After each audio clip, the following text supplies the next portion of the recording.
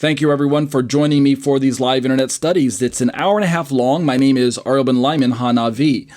2 segments in the hour and a half long study. The first hour is entitled Eschatology, a biblical study of end-time events. We are studying through topics related to the rapture. We're actually working our way towards the book of Revelation.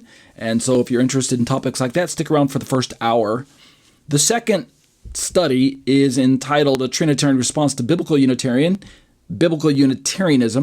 It is an apologetic work where we take verse by verse through the Bible, different passages that are traditionally seen through the lens of a Trinitarian understanding of the Bible, and we're allowing biblicalunitarian.com to challenge the Trinitarian view, and then we, the Trinitarians, are refuting them, we're answering them, we're objecting to their non-Trinitarian perspective. So if that's a kind of topic that you like, then stick around for the second segment, the 30-minute segment.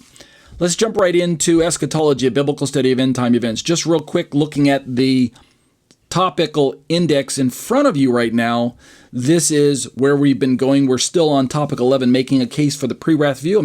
I'm taking my time on it because in trying to make a case, I've got to go slow enough.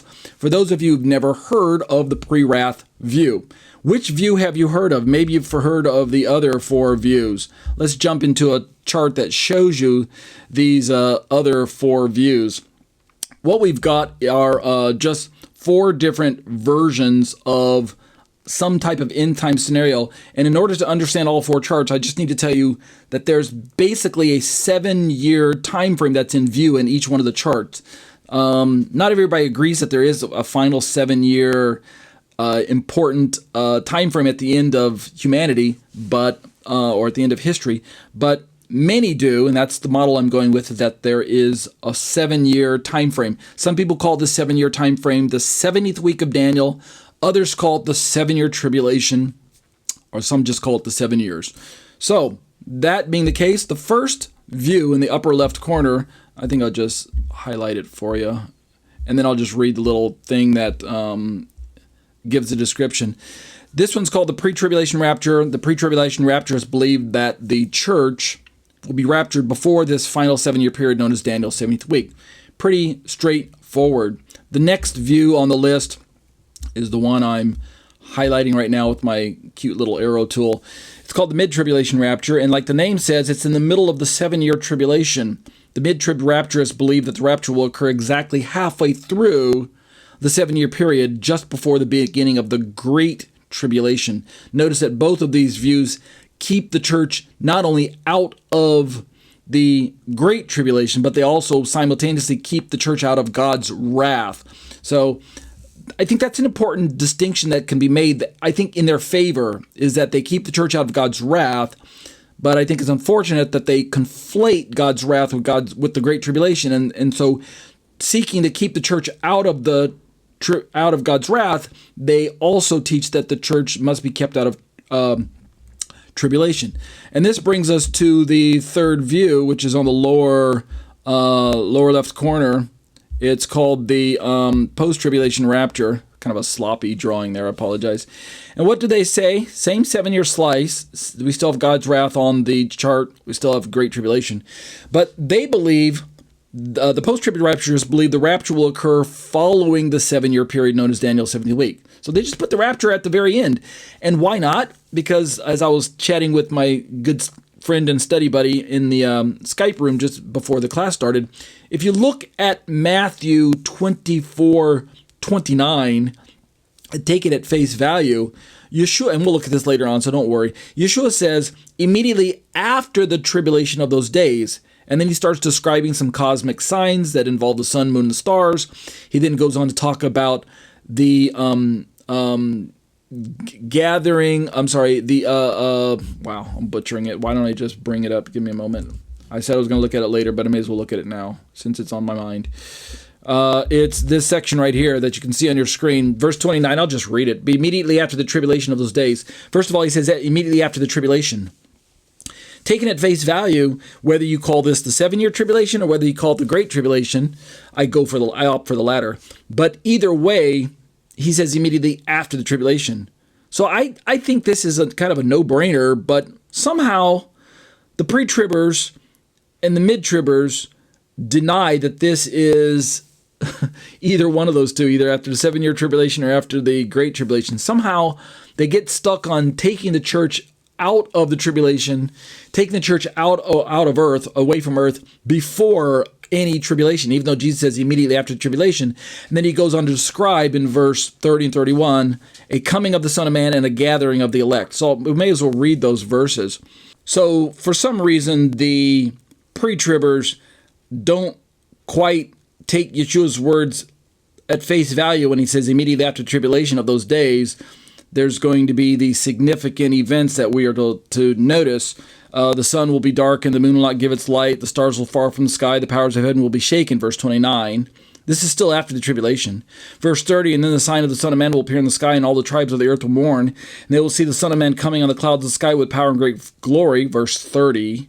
And then verse 31, and he will send forth his angels with a great trumpet blast, and they will gather together his elect from the four winds, from one end of the sky to the other. End. So, according to the Posttribbers and the Prewrathers, this is a rapture event, and when does it take place? It takes place immediately after the tribulation of those days. So, it's the first few words that we are kind of banking on. So, going back to my chart here, Posttrib has a rapture / resurrection / second coming all at the very end. When at the end? After the tribulation of those days. It just so happens to be after the entire tribulation period, meaning Great Tribulation, 7-year tribulation, they're all afterwards, as everything's after. And then the final position on this particular chart that we're looking at is the one in the lower right corner called the Prewrath Rapture, the position I hold to. And what do we have to say about when the rapture happens? Prewrath Rapturists believe the rapture will occur following the opening of the sixth seal of the book of Revelation. The sixth seal, by the way, is that cosmic event that we just read about in Matthew 24:29. The sun going dark, the moon looking like blood, and the stars falling in the sky. That's the sixth seal event in Revelation chapter 6. So that's when we believe it's going to happen. The church will experience severe persecution by the Antichrist, meaning we will go through the Great Tribulation. But according to Prewrath, like in our name, we will be snatched away before God begins to pour out his wrath during the day of the Lord. And it's quite nice to notice that there are a lot of post-tribbers who are qualified or clarified or labeled as kind of hybrid, meaning they hold to a post-trib pre-wrath. When I say hybrid, in the sense of they're bringing in the pre-wrath concept of not going through the wrath, but still going through the Great Tribulation, which is part of the theology that is signature to our pre-wrath model anyway. So I like that we're seeing a lot of harmony these days between the post-trib and the pre-wrathers. It's not like both of us are just intent on throwing pre-tribbers under the bus. Rather, we just don't want the pre-tribbers to be mistaken in some of their major interpretation choices that seem to be indefensible. So that's kind of where I'm going with that.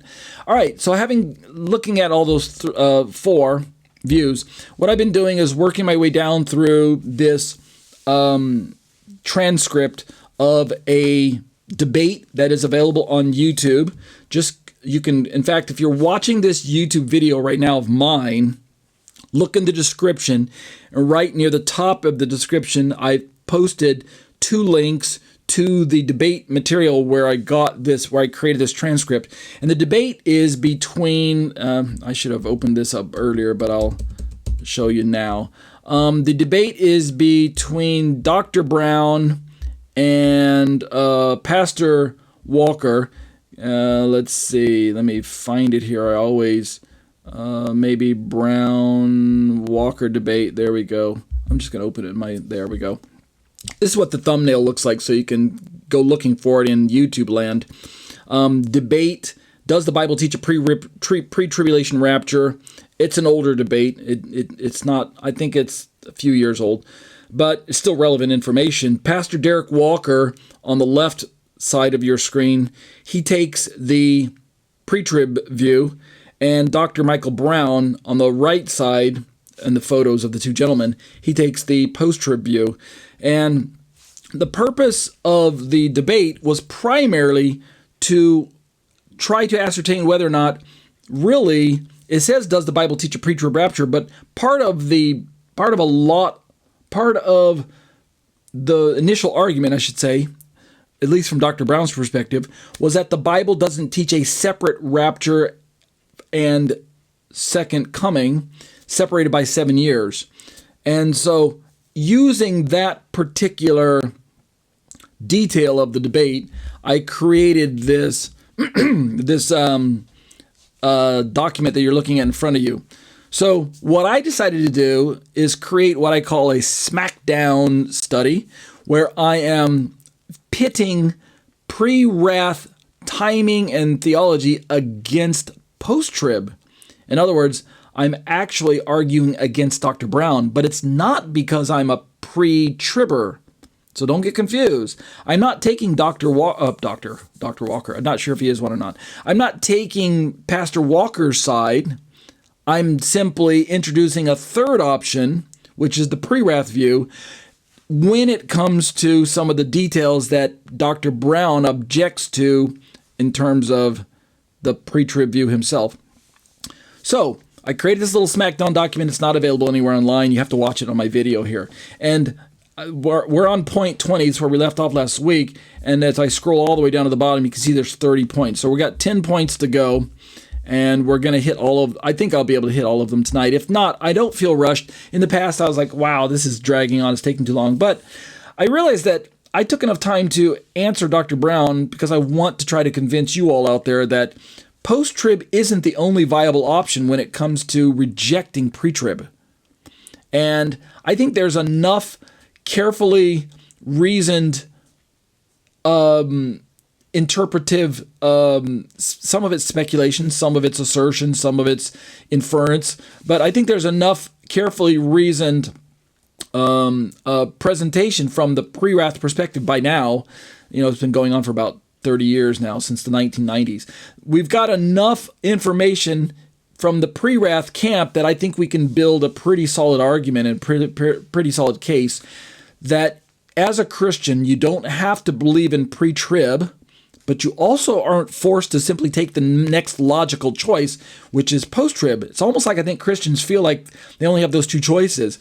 They get dissuaded and discouraged and disappointed by the pre-trib with all of its exegetical leaps in logic and holes in their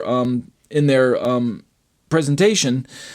And they think, well, the only thing out there is post-trib, so I may as well just run into those camps. But no, I'm telling you, pre-wrath has a really pretty solid leg to stand on. So here's where we left off with Dr. Brown last week. I'll just jump right into this and start going into it. Dr. Brown is responding to Pastor Walker.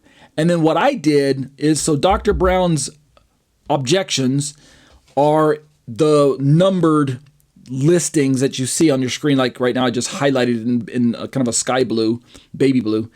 And my objection or answer, sometimes it's a refutation, sometimes it's actually an agreement with Dr. Brown, is labeled HaNaviy, and it's in gray until I highlight it, then it's in blue also. All right, so we left off last week where Dr. Walker says to Dr. Brown, in all honesty, once you press into the Greek New Testament and look carefully at the words used, the pre-trib teaching becomes just as convoluted. Dr. Brown, again, is arguing from context, we don't have it here in front of us, that pre-tribbers tell us that the words of Jesus, when he talks about a gathering and a coming and things like that, can refer in the Bible to two different events, and they're separated by 7 years, right? So you have to remember, looking at this screen here, we've got the rapture over here, and yet way over here we've got the second coming. And it's not just the distance between these two events, that Dr. Brown is objecting to, there is a theology behind why pre-tribulationists put these two events on bookended sides of the 7-year tribulation, and it has to do with the D word. It has to do with dispensationalism, which drives a lot of pre-trib theology. And dispensationalism, in a word, in its kind of a simplified version, simply says that God separates the church in Israel into two different dispensations, and they don't overlap. And so the pre-tribbers have to keep the church out of the tribulation period, because in their model, when Daniel chapter 9, starting at about verse 24 and working to about verse 27, I'll flash it in post-production on the screen. When Daniel said that 70 weeks are given over to your people, Israel, to your people, Daniel, to Israel, then that, in the mind of your average Christian pre-tribber, locates the church outside of those 70 weeks.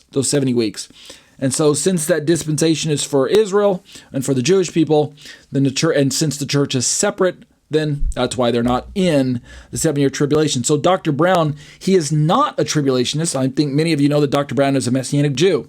So he doesn't like separating the Israel from the church. Even though there are differences between Israel and the church, he recognizes that, right? We're not talking about supersessionism, where we don't go the opposite direction, where we smash the two entities together, but neither do we separate them so far that they can't have some overlapping similarities either. Rather, we find something in the middle between those two extremes of they're completely separate versus they're the same entity. We don't go either extreme. We like Dr. Brown, we find something in the middle. So going back to my little Smackdown chart, or Smackdown teaching. By the way, I kind of gave you a Freudian slip there. I did create a chart version of this that will represent part 2. Because some of you are more, some of you can follow charts better than you can just paragraphs. So I created a chart version to show some of these differences, and we'll look at that in time. So Jesus explains to his disciples that there's going to be a coming, a parousia in the Greek for that word coming. And the pre-tribbers think that this coming is the rapture and the second coming, which creates really, in the mind of Dr. Brown, a second and a third coming. And so he's arguing against that. What does HaNaviy have to say? Agreed, as far as what Dr. Brown just said. Agreed. However, post-tribbers begin to make things just as convoluted by not giving the book of Revelation its proper weight in the rapture versus second coming discussion. I go on to say that a proper biblical hermeneutic allows for both Yeshua's information limitation in the discourses and Paul's somewhat compressed and broad-sounding language in the Thessalonian letters to be masterfully unpacked and interpreted in a wonderful sequential detail if one allows Scripture to interpret Scripture. And I'll unpack more of that sentence, of that theology as we go. But for now, just know that I'm not completely in disagreement with Dr. Brown. I have more agreement with the post-tribbers. I've said it before. I'll say it again. I'm fine with this. Number one, I wouldn't follow my sword for the rapture position that I hold to. But if I had to give up my pre-wrath, I wouldn't go back over to pre-trib as if I ever followed that. I never did. But I would embrace post-trib. I think they've got a lot of traction in their teaching. So let's keep going. Dr. Brown says in point number 21, again, these numbers are my own. They are not Dr. Brown's. I just did this for the sake of making it easier to follow along with each paragraph. So Dr. Brown, who's talking to Pastor Walker, he's not talking to Ariel HaNaviy. I wasn't even there at the debate, so don't get confused. Dr. Brown says, I like this. This is really cute. So if I asked a pre-trib teacher to explain the difference between the rapture and the second coming, using the words of Jesus and Paul, I would have to say, quote, are you talking about the Lord's parousia or the Lord's parousia? Or, can you explain if you're referring to the epiphania, the appearing of the Lord, or the epiphania of the Lord? See the point? Dr. Brown's trying to highlight the fact that when we look at the New Testament language, the Greek language that is used to describe the second time that Yeshua comes to earth, we have single referring terms, epiphania, parousia, one that involves the word ek, which I can't remember off the top of my head what it is, but there are about half a dozen different words that are used, and I if I'm correct, in the majority, if not all of them, they are essentially singular referring terms, meaning they seem to be indicating one event. And this would lend the most weight to the post-tribbers perspective,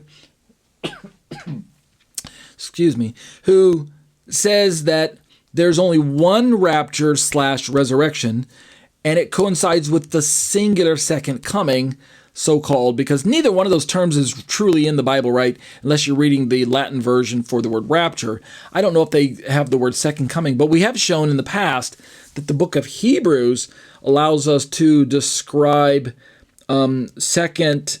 It doesn't use the word coming there, at least not in the translation that I was looking at earlier. But Hebrews chapter 9 talks about a second time that Jesus came into the world, and it doesn't say a third. It just stops at second. It talks about a first, it talks about a second, and then that's it, which again lends a lot of support for the fact that when he comes the second time, it will be seen by the Bible as one single event. Now, again, my challenge, let me go back over to a chart that I myself created that is going to be helpful. Let me find it here. Give me a moment. Let me blow this up. It is a chart that looks like, should have had this open earlier, but I apologize. This particular chart, I don't need Dr. Brown and Walker face anymore.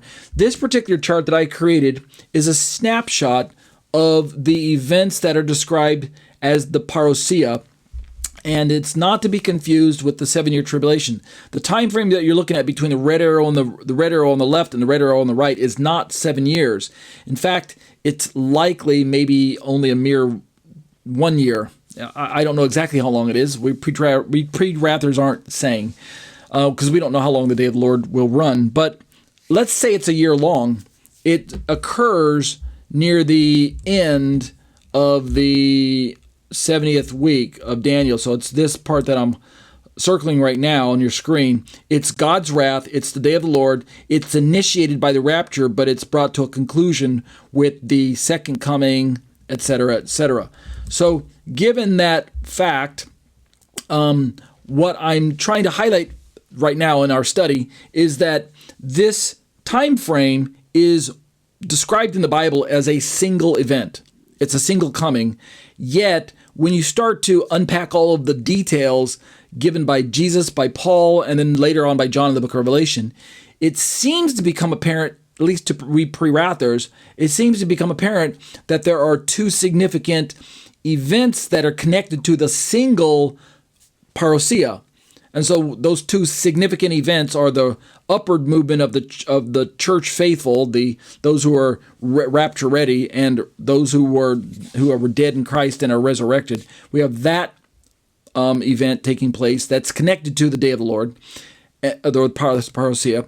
And then on the back end, we have Jesus coming back to destroy Antichrist and do battle at the Battle of Armageddon, riding on a horse, etc., etc. And that seems to be a description of what we have affectionately come to call second coming. And again, post-tribbers would put these two red arrows on top of one another. Prewrathers say, no, they're two separate arrows, but it's one Parousia. So in this way, we can still describe the differences like pre-tribbers do between rapture and second coming, but like post-tribbers, we can describe the unified event known as Parousia, like Dr. Brown is trying to highlight to Pastor Walker. So that's why he said, are you talking about the Lord's Parousia or the Lord's Parousia? Right? Or are you talking about the Epiphania or the Epiphania? And HaNaviy says, yeah, super funny. All right, and then Dr. Brown continues in number 22. He says it becomes meaningless gibberish. And HaNaviy says, agreed. Right, it does. It becomes meaningless gibberish if you don't realize that the Bible is talking about one event. You're trying to separate them into two disconnected events, which again, going back to this particular view, the pre-tribbers don't seem to understand the damage they're doing to the biblical picture by separating them not just by 7 years. It's not just the time frame. In other words, that's kind of arbitrary. Rather, they have this dispensational theology driving the separation of the church from Israel. And post-tribbers don't have a problem putting the church and Israel back together into the same time frame. Neither do we Prewrathers, because neither one of us are post-tribbers, or neither one of us are dispensationalists.